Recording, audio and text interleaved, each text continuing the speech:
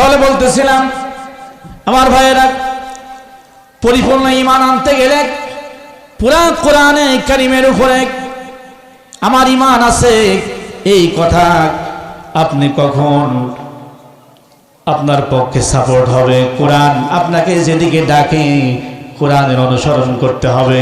আল্লাহ পাক রব্বুল আলামিন সে কথা কোরআনে কারীমের ভিতরে বলেন, ওয়াইযা কিলা লাহুমুত্তাবিউ মা আনজালাল্লাহু ক্বালু বাল নাত্তাবিউ মা আলফাইনা আলাইহি আবানা أولو كان آباؤهم لا يعقلون شيئا ولا يهتدون الله أكبر সূরা বাকারা 2 নম্বর পারার 170 নম্বর আয়াত আল্লাহ পাক বলেন, যখন তাদেরকে বলা হয় ওয়াইযা কিলা লাহুত্তাবিউ, তোমরা অনুসরণ করো মা আনজালাল্লাহ, আল্লাহ পাক যা নাজিল করেছেন, আল্লাহ নাজিল করেছেন কোরআন।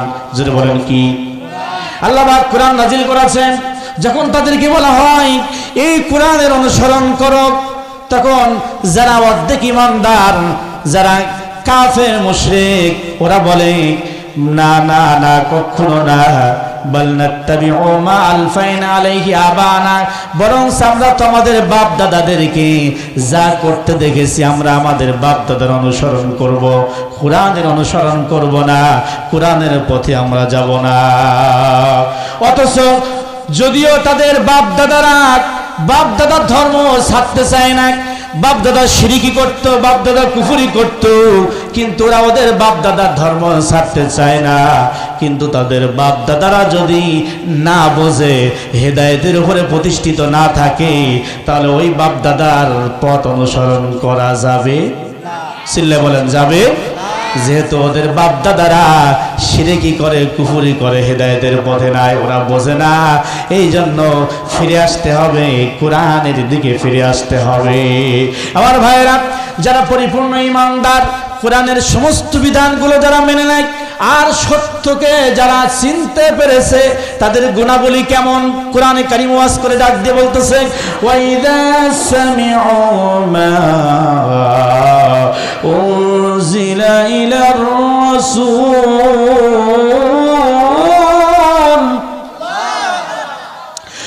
ওয়াইযা সামিউ মা উনজিলা ইলার রাসূল তারা আ'য়ুনাহুম তাফীদু মিনাদ-দাম'i মিম্মা আরাফু মিনাল হক ইয়াকুলুনা রাব্বানা আমান্না ফাকতুবনা মা'আশ শাহিদিন।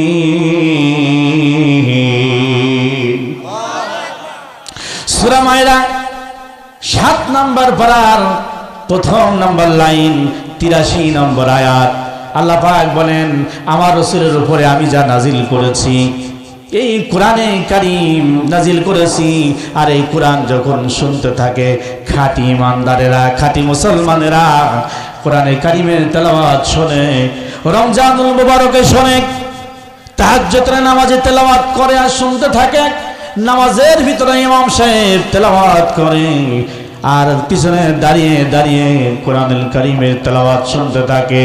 যারা সত্যকে চিনতে পেরেছে, তাদের কোরআনের মহব্বতে কোরআনের কণ্ঠ যখন তাদের কানে পৌঁছে যায়, তাদের চক্ষু দিয়ে টস টস করে পানির ফোঁটাগুলো ঝরতে থাকে।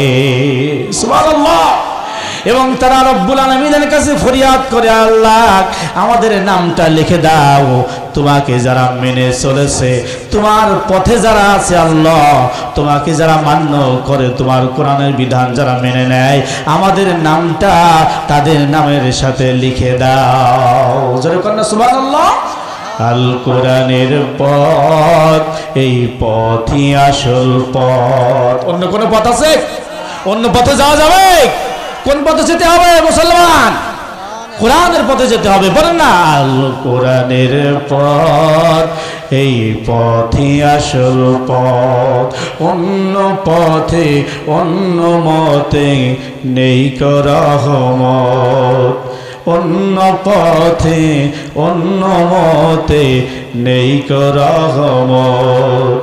আল কোরআনের পথ এই পথই আসল পথ। যদি বলেন আমার হাবা আমার ভাইরা, তাহলে কোরআন যা বলে গোটা কোরআনের সব বিধানগুলো যারা মেনে নিবে তার নাম ইমানদার। এখন এই কোরআনে কারিমের ভিতরে, কোরআনে হাকিমের ভিতরে আছে নামাজের আয়াত, সেটাও আল্লাহ পাক ইমানদার বান্দাদের ডাক দিয়ে বলছে এই জায়গায় আপনি ইমানদার।